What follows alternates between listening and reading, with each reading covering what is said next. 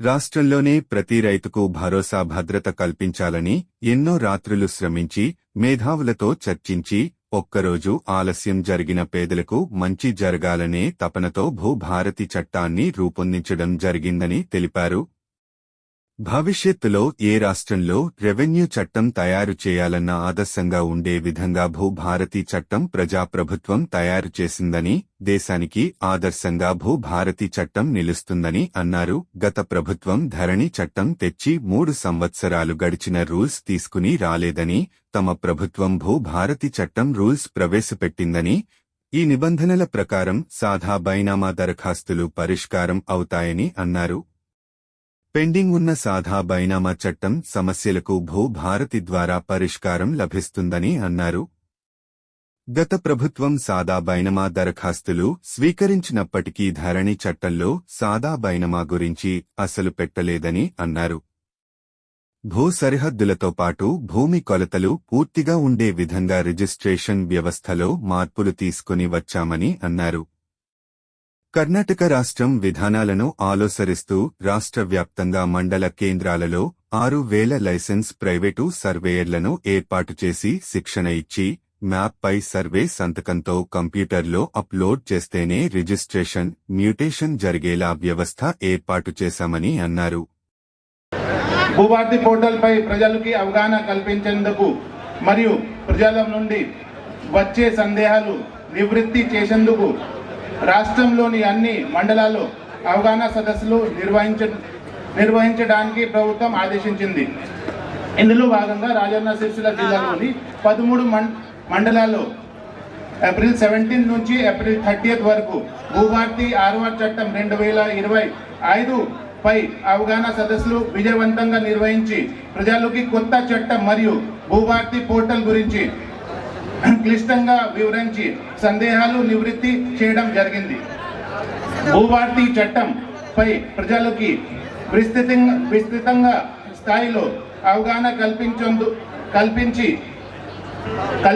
కల్పించడంతో పాటు దరఖాస్తులు స్వీకరించి వాటిని పరిష్కరించే ఉద్దేశంతో మే 5 నుంచి మే 20 వరకు జిల్లాలలో ఒక మండల్ చొప్పున పైలట్ ప్రాజెక్ట్ కింద ఎంపిక చేసి రెవెన్యూ సదస్సులు నిర్వహించడానికి గవర్నమెంట్ ఆదేశం ఇచ్చింది.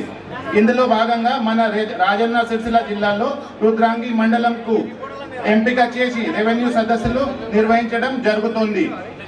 దీని కోసం తహసీల్దార్ స్థాయి అధికారులు ఆధ్వర్యంలో 3 బృందాలు ఏర్పాటు చేసి ప్రతి బృందంతో ఒక సర్వేయర్, ఆపరేటర్, స్కానర్ తో పాటు హెల్ప్ డెస్క్ లాను ఏర్పాటు చేసి సదస్సులను విజయవంతంగా నిర్వహించడానికి ప్రయాసం జరుగుతోంది.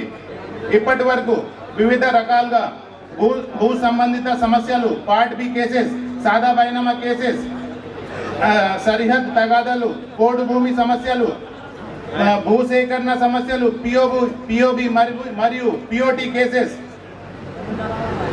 మొత్తంగా 1027 దరఖాస్తులు స్వీకరించి 2050 దరఖాస్తులు ఆన్లైన్ కూడా చేయడం జరిగింది.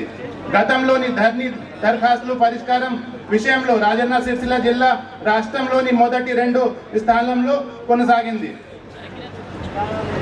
ఇదే విధంగా ఈరోజు మన రుద్రాంగి ఊర్లో 243 కొత్త ఇంద్రమ్మ హౌసెస్ కూడా మినిస్టర్ గారు చేతి మీదుగా ఏర్పాటు చేయడం జరుగుతోంది. సో ఈ సభకి వచ్చేసిన గౌరవ మంత్రివర్యులు, శాసనసభ్యులు, మండలి సభ్యులు, ప్రజా ప్రతినిధులు, మరి సిసిఎల్ఎస్ సార్, రాజన్న సిరిసిల్ల జిల్లా ప్రజాని అందరికీ, ప్రత్యేక రుద్రాంగి ప్రజలకి, మీడియా ప్రతినిధులకి మరియు జిల్లా అధికార యంత్రాంగానికి ధన్యవాదాలు తెలుపుతూ నేను అంటే కాస్త కాలం కూడా లేకుండా చేసిపోయినప్పుడు ఉన్నటువంటి కేసీఆర్ గారు దాంతో ఈ భూమి నీదా కాదా అని చెప్పడానికి లేదు. గతంలో ఎవరైతే వెనుకట 30-40 ఏళ్ల కింద ఉన్నారో వాళ్ళకే పట్టాలు ఇవ్వడంతో ఈ 30-40 ఏళ్ల క్రమంలో క్రయ విక్రయాలు జరిగినాయి. మళ్ళీ మోక మీద మనమున్నాం, కాస్త కాలం ఉంది. కానీ పట్టా 2014 తర్వాత ధరణి వచ్చిన తర్వాత పట్టా వాళ్ళ మీద వస్తే మీకు ఏ ఆధారాలు లేక చాలా మంది ఇబ్బంది పడ్డారు. మేము ఇప్పుడు 2 ప్రాంతాలలో ఆసిఫాబాద్ నిర్మల్లో తిరిగి వస్తా ఉన్నాం. అక్కడ దాదాపు 8 సంవత్సరాల నుంచి పేరు తప్పుపడ్డా మార్చుకుందామంటే హైకోర్టుకే పోవాలి. మోక మీద నువ్వున్నావు, పట్టా ఎవరికో రాసిపోయింది, అది మార్చుకుందామన్నా ఎంఆర్ఓకి అధికారం లేదు, కలెక్టర్కి అధికారం లేదు, సిసిఎల్ అధికారం లేదు, డైరెక్ట్గా కోర్టుకు పోవాలి. సో ఇట్లాంటి ప్రాబ్లమ్స్ అన్నీ కూడా తీసివేసి ఈరోజు మీకు ఏమైనా ప్రాబ్లం ఉంటే ఎంఆర్ఓ దగ్గరికి, ఆర్డీఓ దగ్గరికి, కలెక్టర్ దగ్గరికి, సిసిఎల్ దగ్గరికి, లాస్ట్కు కోర్టు వరకు కూడా పోవడానికి స్టెప్ బై స్టెప్ అవకాశం ఇన్నాళ్ళ తర్వాత రావడం జరిగింది. ఖచ్చితంగా మీ 2వ విడత ఈ భూభారతి పైలట్ కింద మీ మండలం ఉండడం, మీ సమస్యలన్నీ కూడా పరిష్కారం అయితే అని తెలియజేస్తూ, ఇక్కడికి మా అక్కలు చాలా మంది వచ్చారు. మహిళా సంఘాలను అత్యధికంగా ప్రోత్సహిస్తూ మన ప్రభుత్వం సీఎం రేవంత్ రెడ్డి గారి నాయకత్వంలో మహిళలకు వడ్డీ లేని రుణాలు ఇస్తా ఉన్నాం. ఏ వ్యాపారం ఉన్నా మహిళలకే అప్పచెప్పడం జరుగుతుంది. బట్టలు కుట్టే కాడ నుంచి యూనిఫామ్ కుట్టే కాడ నుంచి మొదలు పెడితే మరి స్కూల్ బిల్డింగ్లు కట్టడం, రేపు ఇక్కడ మండల సమైక్య దగ్గర కానీ జిల్లా సమైక్య దగ్గర కానీ ఏమన్నా డబ్బులు ఉంటే అవి కూడా రైస్ మిల్లులు కూడా కట్టేయడానికి మేము సిద్ధంగా ఉన్నాం. పెట్రోల్ బంకులు పెడుతున్నాం, ఇందిరా మహిళా క్యాంటీన్, మహిళా శక్తి క్యాంటీన్లు పెడుతున్నాం, కుట్టు మిషన్లు ఇస్తున్నాం. మరి అదే విధంగా వడ్డీ లేకుండా కూడా మీకు రుణాలు ఇస్తా ఉన్నాం. కాబట్టి మహిళలందరూ కూడా ఆలోచించండి. ఇందిరమ్మ ఇల్లు కూడా మరి భూభారత్తో పాటు మన సీనన్న ఇందిరమ్మ ఇల్లు కూడా నియోజకవర్గానికి 3500 ఇస్తా ఉన్నారు. మా అక్కలు ఎవరికన్నా పేదోళ్ళు ఉంటే ₹1 వాళ్లకు మరి సహాయం చేయండి. తర్వాత గవర్నమెంట్ నుంచి అకౌంట్లో పడగానే ఆ ఇల్లు కట్టుకునే అతను మీ డబ్బులు మీకు ఇస్తారు. కాబట్టి ఆ రకంగా కూడా మనం ఒకరినొకరు ప్రోత్సహించుకుంటే బాగుంటుందని తెలియజేస్తూ ఇక్కడికి వచ్చిన అక్కలకు, అన్నలకు, తమ్ముళ్ళకు అందరికీ కూడా హృదయపూర్వక గౌరవనీయులైన పంచాయతీరాజ్ మరియు రూరల్ డెవలప్మెంట్ మినిస్టర్ గారికి, గౌరవనీయులైన ట్రాన్స్పోర్ట్ మరియు బీసీ వెల్ఫేర్ మినిస్టర్ గారికి, ఆనరబుల్ ఎమ్మెల్యేస్, ప్రజాప్రతినిధులు, కలెక్టర్ గారు, ఎస్పీ గారు మరియు అఫీషియల్స్ అందరికీ, ఇక్కడ విచ్చేసిన మీ అందరికీ నా నమస్కారాలు. ఈరోజు చాలా సంతోషం. రుద్రంగి గ్రామంలో రెవెన్యూ సదస్సులు కార్యక్రమం ఏర్పాటు చేశారు. మీ అందరికీ తెలుసు, మన ధరణి చట్టం వల్ల వచ్చిన ఇబ్బందులు చూసి ధరణి చట్టం రిపీల్ చేసి భూభారతి చట్టం తీసుకురావటం జరిగింది. పోయిన నెల 14వ తారీఖుకి మన రాష్ట్రంలో రాష్ట్ర ముఖ్యమంత్రి గారు మరియు రెవెన్యూ మినిస్టర్ గారు డాక్టర్ బిఆర్ అంబేద్కర్ గారి బర్త్ యానివర్సరీ రోజు ఈ చట్టం లాంచ్ చేయటం జరిగింది. ఈ చట్టంలో చాలా మనం ఇంప్రూవ్మెంట్ చేయడం జరిగినాయి. అంటే ధరణిలో ఉన్న సమస్యలన్నీ తొలగించడానికి ఈ చట్టంలో ప్రొవిజన్స్ పెట్టడం జరిగింది. దాదాపు 18-19 రాష్ట్రాలు చట్టాలు మనం అధ్యయనం చేసి ఈ చట్టం తయారు చేయడం జరిగింది. మరియు మన రాష్ట్రంలో రైతులకి ఏదైనా ఇబ్బంది ఉంటే గతంలో అన్ని సమస్యలు కలెక్టర్ లెవెల్ కానీ సిసిఎల్ లెవెల్లో వచ్చేది. రైతులు కూడా కలెక్టర్ ఆఫీస్ కానీ హైదరాబాద్లో సిసిఎల్ ఆఫీస్ తిరగాల్సిందిగా అవసరం ఉండేది.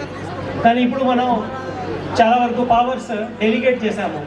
తహసీల్దార్ లెవెల్లో కొన్ని సమస్యలు అక్కడే పరిష్కారం చేయడానికి ప్రొవిజన్ పెట్టాము. అదేవిధంగా ఆర్డీఓ లెవెల్ కొన్ని, అడిషనల్ కలెక్టర్ లెవెల్ సమస్యలు వాళ్ళకి అధికారాలు వికేంద్రీకరణం చేశాము. అదేవిధంగా అపీల్ ప్రొవిజన్ కూడా పెట్టడం జరిగింది. ఎంఆర్ఓ లెవెల్లో ఏదైనా ఆర్డర్ మీద మనకి అభ్యంతరం ఉంటే ఆర్డీఓ లెవెల్ వెళ్ళొచ్చు. ఆర్డీఓ ఆర్డర్స్ మీద అభ్యంతరం ఉంటే మనం అడిషనల్ కలెక్టర్ లెవెల్ కూడా వెళ్ళొచ్చు. కలెక్టర్ లెవెల్ ప్రాబ్లం ఉంటే కూడా సీసీఎల్కి రావచ్చు. ఈ అంత వ్యవస్థ పెట్టిన తర్వాత రైతులు గవర్నమెంట్ ఆఫీస్ వచ్చే బదులు ప్రభుత్వమే ఇప్పుడు మీ గ్రామంలో మీ దగ్గర వస్తుంది. దీనికోసం మనం ఈ రెవెన్యూ సదస్సులు ఏర్పాటు చేశాము. పోయిన నెల మన రాష్ట్రంలో ఒక 4 జిల్లాలు 4 మండలాలు మోడల్ తీసుకొని అక్కడ పైలట్ తీసుకొని ప్రతి గ్రామంలో రెవెన్యూ సదస్సులు ఏర్పాటు చేసి అక్కడ వచ్చిన అప్లికేషన్స్ మనం పరిష్కారం చేస్తున్నాము. అది విజయవంతంగా అయిన తర్వాత ఈ నెల మనము మిగతా 28 జిల్లాలో ఒక్కొక్క మండల్ తీసుకొని మనం ఇప్పుడు ఈ కార్యక్రమాలు ఏర్పాటు చేశాము. 25 తారీఖు ఈ కార్యక్రమాలు అయిపోతాయి. ప్యారలల్గా మళ్ళీ దరఖాస్తు పెట్టి కూర్చునే అవకాశం ఇచ్చి వారందరూ కూడా ఇల్లు మంజూరు చేసేటువంటి కార్యక్రమాన్ని ఈరోజు మనం చేసినామన్నమాట సందర్భంగా నేను తెలియజేస్తూ, దాంతో పాటు ఇక్కడ నేను గౌరవ మంత్రివర్లకు విజ్ఞప్తి చేస్తున్నా, ఈ గ్రామంతో పాటు ఈ గ్రామంలో భవిష్యత్తు అనుకుంటే 65 నుంచి 70 మంది, వేములవాడ పట్టణంలో ఒక 1000 మంది, ప్రతి గ్రామంలో ఒక 10 మంది అడుగు జాగ లేకుండా ఇల్లు లేకుండా ఉన్న వాళ్ళు ఉన్నారు. వారికి కూడా రెండో ఫేజ్ లా మీ సహకారం అందించి అడుగు జాగ ఇచ్చడంతో పాటు వారికి కూడా ఇల్లు ఇచ్చేటువంటి ఏర్పాటు చేయవలసిందిగా నేను ఈ సందర్భంగా విజ్ఞప్తి చేస్తూ, మరో కోరికని కోరుతా ఉన్నా. నాకు నమ్మకం ఉంది మీ మీద.